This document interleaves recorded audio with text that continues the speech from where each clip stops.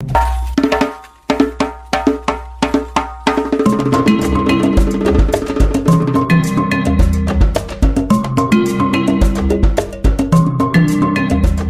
Bíblia é lâmpada para os seus passos e luz para o seu caminho. Raio X da Bíblia. Aprofunde a Sagrada Escritura com o missionário comboniano, Padre José Joaquim, no programa Raio X da Bíblia.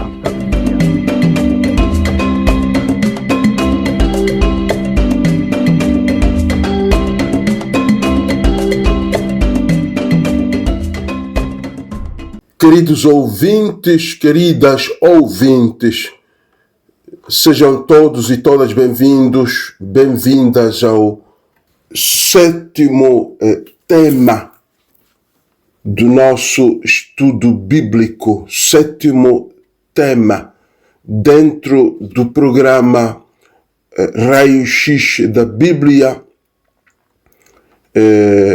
Estamos a aprofundar temas bíblicos.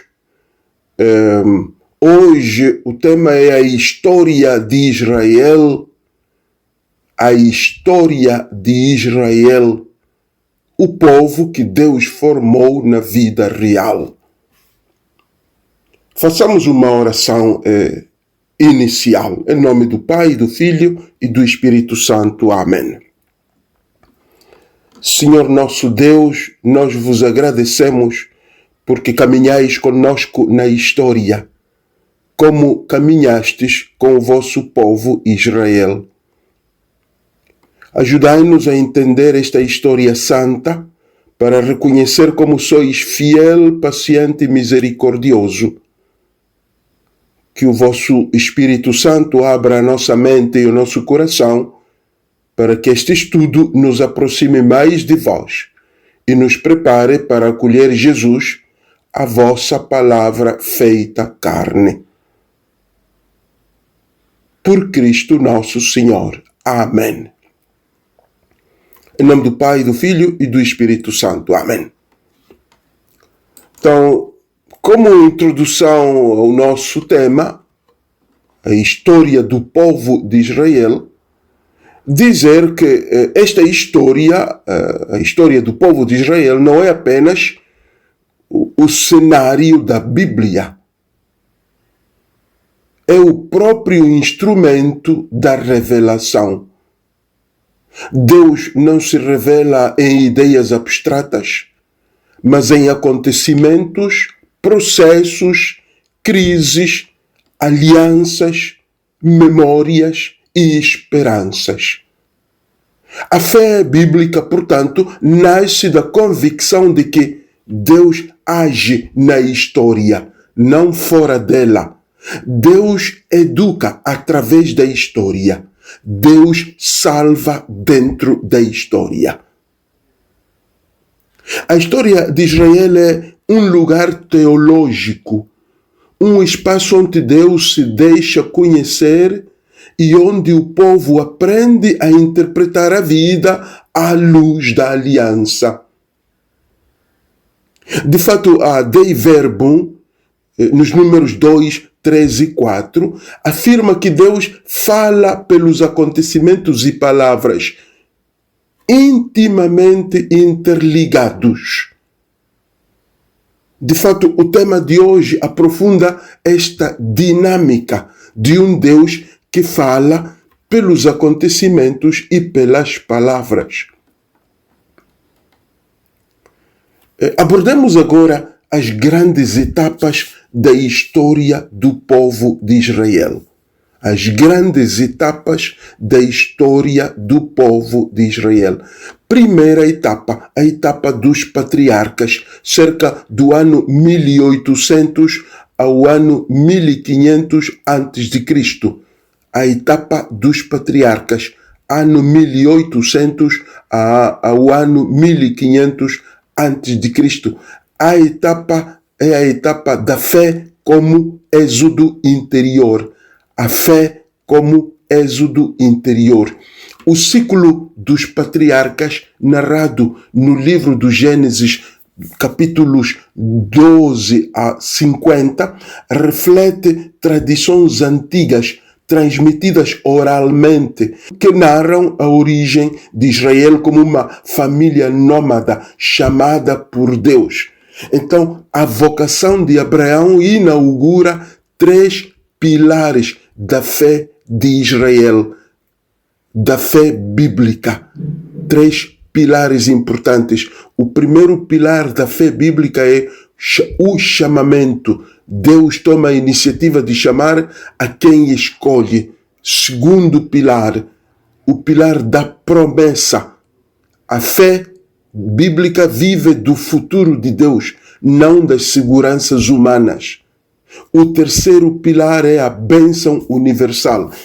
Isto é, que a eleição nunca é exclusão. A eleição de uma pessoa, neste caso Abraão, não é uma exclusão, é uma missão para que a bênção de Deus chegue a todos os povos. Então, estes 3 pilares da fé bíblica, o chamamento, a promessa e a bênção universal. Nesta etapa, encontramos, além do patriarca Abraão, encontramos o patriarca Jacó, que simboliza a identidade do povo, simboliza a fé que luta, que cai e se levanta, que engana, mas é transformada, que passa da astúcia à confiança. Então, isto é o que simboliza o patriarca Jacó dentro da fé do povo de Israel, dentro da história do povo de Israel. Temos o terceiro patriarca José, não é? Que também mostra que Deus conduz a história mesmo através de conflitos familiares, mesmo através de injustiças e rivalidades. Deus conduz a história. Uma mensagem desta etapa é que a fé bíblica nasce como caminho, como êxodo, como processo. A fé não é perfeição moral, ela é confiança radical em Deus que chama. Confiança radical em Deus que me chamou. Então, esta é a mensagem que podemos tirar da primeira etapa da história do povo de Israel. A segunda etapa é chamada a etapa do Êxodo e do Sinai. A etapa do Êxodo e do Sinai, cerca do ano 1250 a.C. O Êxodo é o acontecimento fundador da identidade do povo de Israel. O Êxodo revela um Deus que 4 características aqui de Deus que o Êxodo revela. Deus, na primeira característica, Deus ouve o clamor do seu povo. Deus ouve o clamor do seu povo. Segundo ponto, Deus desce para libertar o seu povo. Terceiro ponto, Deus faz aliança com o seu povo. E quarto ponto, Deus dá os mandamentos como caminho de vida e de fidelidade a Ele. Então, esta segunda etapa revela-nos estas 4 características de Deus. Deus ouve o clamor, Deus desce para libertar, Deus faz aliança com o seu povo e, por último, dá os mandamentos como caminho de vida e caminho de fidelidade a Ele. Também desta etapa podemos extrair uma mensagem de que o Deus é libertador. Nesta segunda etapa, Deus é libertador. Deus não é indiferente perante o sofrimento do seu povo, Ele é o libertador. Tem poder para libertar, mas também tem coração para agir. Tem poder para libertar, porque Ele é o onipotente, mas tem coração para agir, porque ele é misericordioso e cheio de bondade. Passamos para a terceira etapa, chamada a etapa da terra e a etapa dos juízes, também a etapa da confederação tribal, a etapa das tribos de Israel. Estamos cerca do ano 1200 ao ano 1000 antes de Cristo, 1200 ao ano 1000 antes de Cristo. Aqui constatar que a entrada na terra prometida não foi uma conquista militar fulminante, mas um processo lento, caracterizado por tensões internas, e um processo lento também caracterizado por convivência com os povos locais. O tema central nesta etapa é mesmo o da terra, sobretudo o tema da terra, porque o povo de Israel conquista a terra prometida. Então a terra é apresentada nos livros bíblicos que falam desta etapa como dom gratuito do Criador. A terra exige responsabilidade ética na vivência do dia a dia, e a terra é lugar de tentação, porque muitas vezes a prosperidade material leva ao esquecimento de Deus. Então aqui temos este tema central que pode ser visto em três dimensões. A primeira é que a terra é dom gratuito do Criador. A segunda dimensão é que a terra exige responsabilidade ética na vivência do dia a dia, quer dizer que haja justiça nas relações interpessoais. Isso é o que significa responsabilidade ética, que haja justiça, que haja bondade, que haja harmonia nas relações interpessoais e nas relações entre as tribos, entre as nações.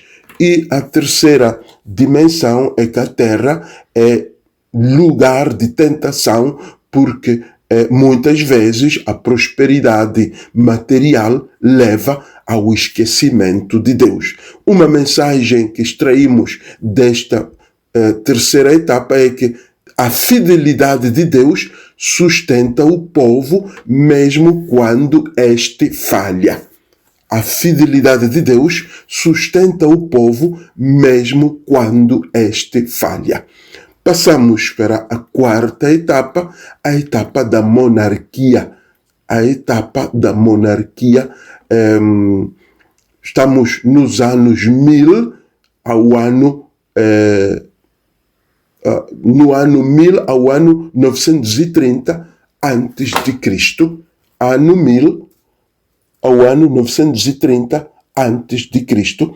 A monarquia surge como resposta a crises internas e ameaças externas. Monarquia significa a existência de apenas um rei, um monarca, um rei. Nesta etapa, Israel tinha apenas um rei. Depois, o povo divide-se, como veremos, e começarão a ter muitos reis. Mas nesta etapa, o povo tinha apenas um rei. Por isso se chama de monarquia. Mas esta monarquia surge como resposta a crises internas e ameaças externas. Ameaças de invasão. Então, havendo um rei, ele era capaz de manter o povo unido. Mas o primeiro livro de Samuel, capítulo 8, denuncia o risco de transformar o rei em ídolo. Então, no regime de monarquia, existindo apenas um rei, o povo era tentado a transformar o rei em ídolo. A teologia central nesta etapa vem-nos próprio do rei David, da figura do rei David. O rei David representa aqui a unidade das tribos, representa a importância ou a centralidade da cidade de Jerusalém, representa também a promessa de um reino que não teria fim. Assim como também é narrado isso no segundo livro de Samuel, capítulo 7. Então, esta figura do rei David, que era naquele tempo o único rei, representa na teologia de Israel a unidade entre as tribos. Depois também representa David a importância ou a centralidade de Jerusalém, mas também David encarna a promessa de um reino que não teria fim. Depois encontramos na monarquia, também não podemos deixar de mencionar Salomão, Salomão que constrói o templo, mas cai, infelizmente, na idolatria e no luxo e na promiscuidade. Então ele constrói o templo, mas cai na idolatria, no luxo, na imoralidade. E mostra assim, o rei Salomão mostra a ambiguidade do poder. E a mensagem que podemos extrair desta quarta etapa, a etapa da monarquia, é que o poder pode servir a Deus, mas também pode afastar dele. O poder pode servir a Deus, mas pode afastar dele. E que a verdadeira liderança nasce da escuta e da humildade. Esta é a mensagem que extraímos desta quarta etapa da história do povo de Israel. O poder pode servir a Deus ou afastar dele, e que a verdadeira liderança nasce da escuta e da humildade. Convido-vos a uma breve pausa.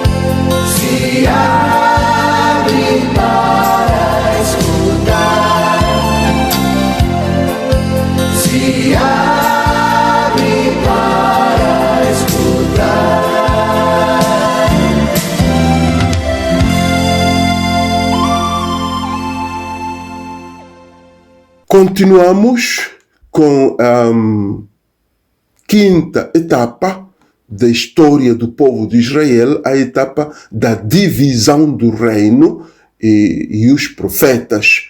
A etapa da divisão do reino e os profetas. Anos 930 a 587 antes de Cristo. 930 a 587 antes de Cristo. Nesta etapa assistimos à divisão norte-sul, e esta divisão enfraquece o povo. Israel cai no ano 722, Judá cai no ano 587 antes de Cristo. Israel é a parte norte do reino dividido, a parte norte é o reino de Israel e a parte sul é o reino de Judá. Aparecem neste tempo os profetas, que são intérpretes da aliança do Sinai. A título de exemplo, o profeta Amós fala da justiça social como critério da fé.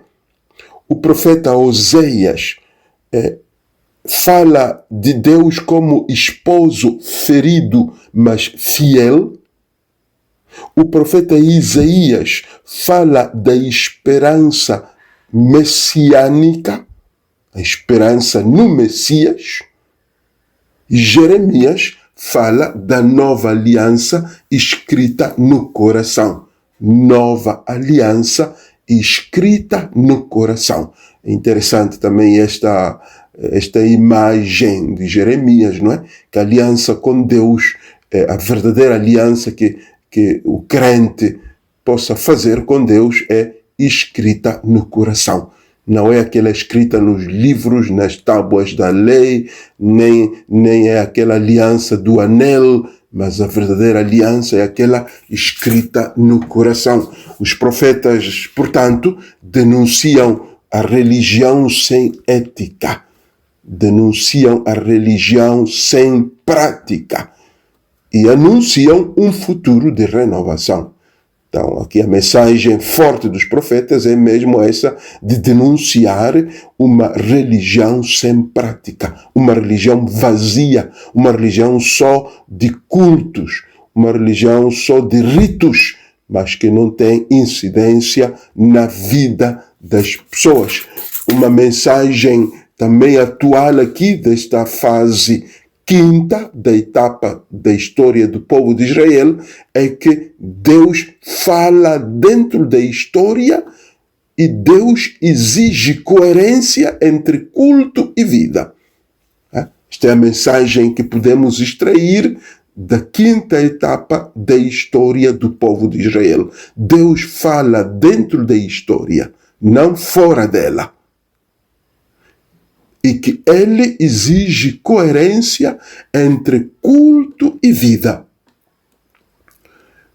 Sexta etapa, a etapa do exílio babilônico, ano 587 até o ano 538. 587 ao ano 538 antes de Cristo. Aqui, nesta etapa, assistimos à destruição de Jerusalém e do templo.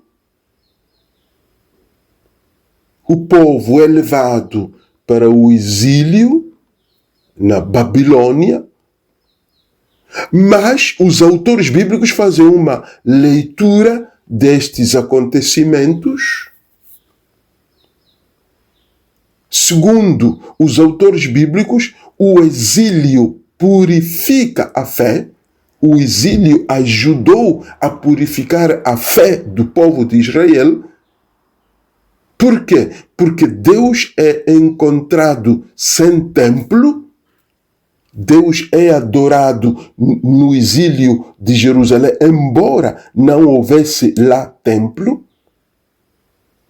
A oração torna-se interior, não, digamos, ligada a lugares e horários. E também no exílio nasce e cresce a consciência de que Deus é Senhor da história universal. É nesta etapa que o profeta Ezequiel anuncia o coração novo. Deus dá um coração novo. É nesta etapa que o profeta Jeremias anuncia a nova aliança. E é nesta etapa que o livro dos Salmos, sobretudo os Salmos do exílio, exprimem dor e esperança em Deus libertador. Uma mensagem que podemos extrair desta etapa é que a crise pode tornar-se lugar de revelação divina. A crise de uma pessoa, a crise de um crente, os problemas, a doença, a morte, as dificuldades podem tornar-se lugares de revelação divina. Deus pode revelar-se na minha crise, nos meus problemas, nas minhas dificuldades. E também que Deus recria a fé no meio das ruínas. No meio das ruínas, a fé é recriada. No meio do desespero, a fé é recriada, é refundada.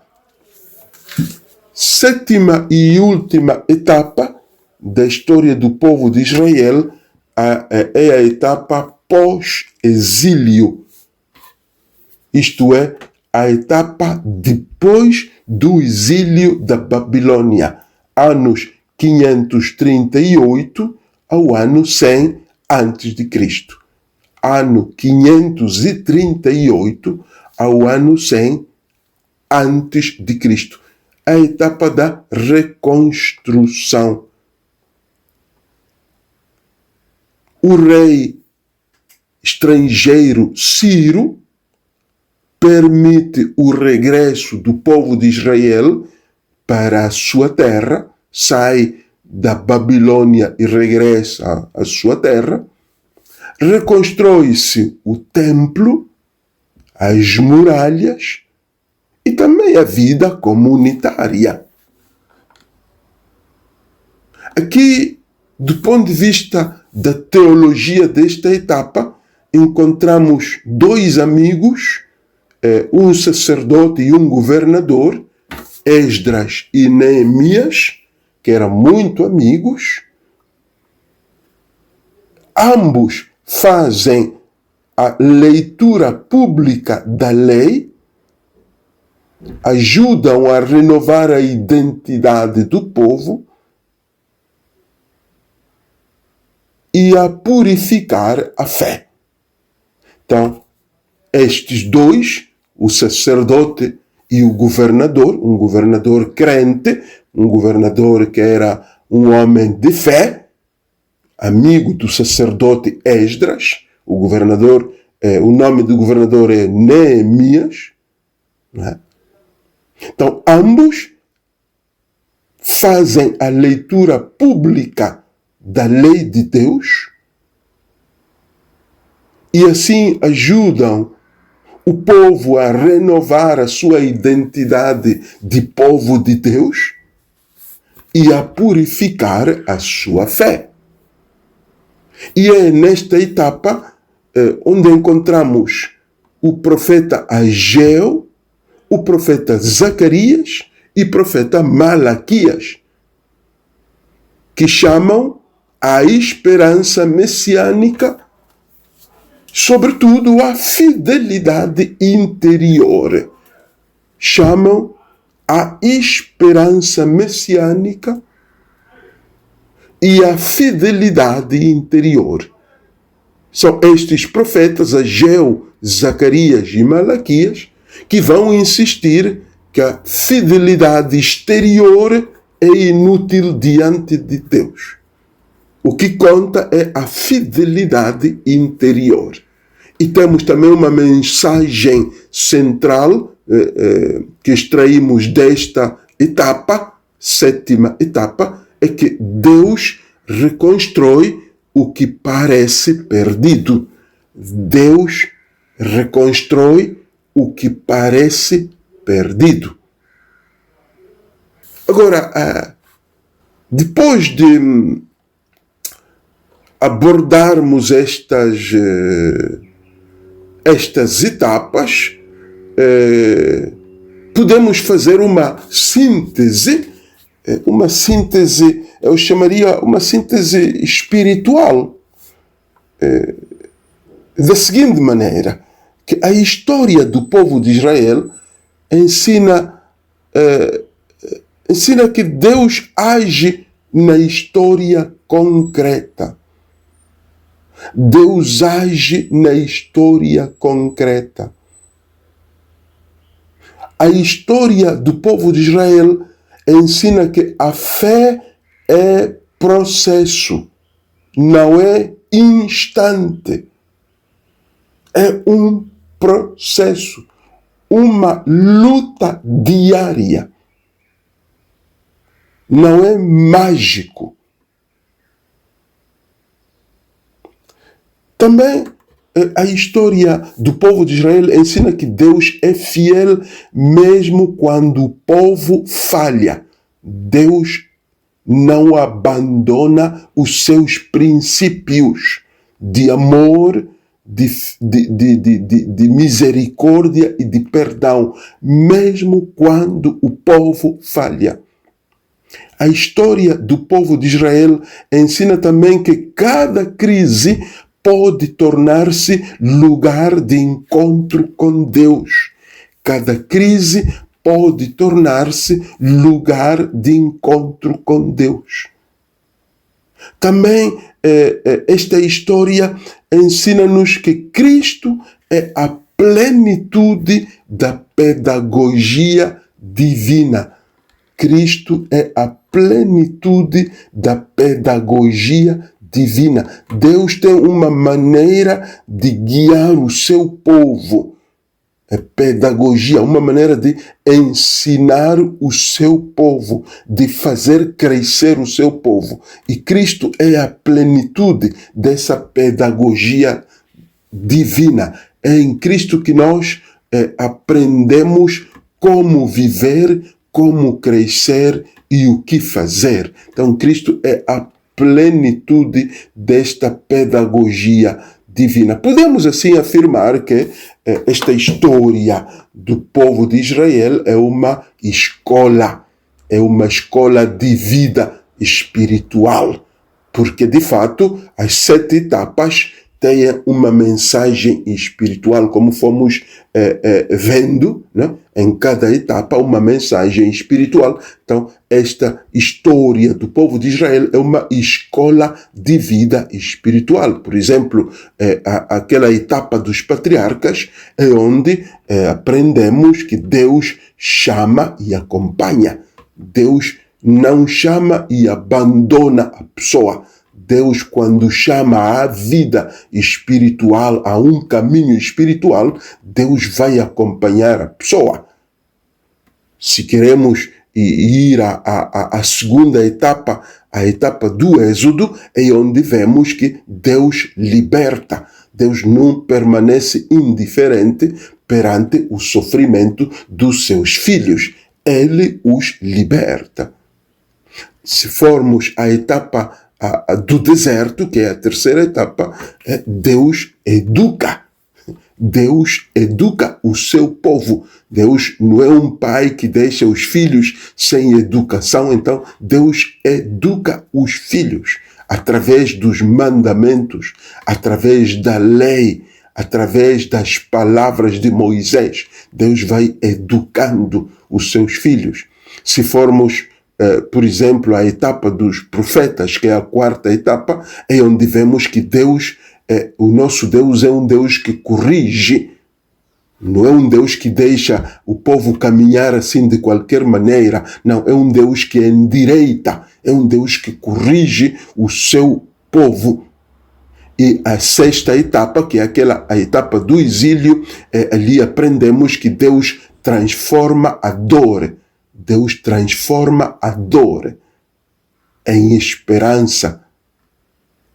E a etapa depois do exílio, ali aprendemos desta etapa que Deus reconstrói, Deus renova, Deus faz tudo novo. Deus reconstrói o seu povo, Deus reconstrói a vida do seu povo. Então, como vemos aqui, Deus é um Deus pedagogo espiritual, um Deus pedagogo espiritual.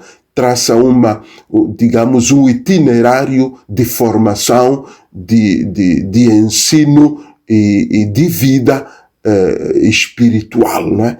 Então, a história de Israel é uma pedagogia espiritual para cada um de nós. Deus forma o coração do seu povo ao longo do tempo. Deus molda o coração do seu povo ao longo do tempo. Então, podemos ficar por aqui. Convido-vos à oração para encerrarmos este estudo bíblico de hoje. Em nome do Pai, do Filho e do Espírito Santo. Amém. Senhor Deus, nós vos agradecemos por esta história santa que nos mostra que sois fiel, paciente e misericordioso. Ajudai-nos, Pai Santo, a aprender com Israel, a confiar em vós, a caminhar convosco, a converter o coração e a esperar sempre a vossa salvação. Que a vossa palavra, Pai Santo, ilumine a nossa vida e nos prepare para acolher Jesus, o Messias prometido. Por nosso Senhor Jesus Cristo, vosso Filho, que é Deus convosco, na unidade do Espírito Santo. Amém. Irmãos e irmãs, abençoe-vos Deus Todo-Poderoso, que é Pai e Filho e Espírito Santo. Amém. Até para a semana. Muito obrigado pela atenção.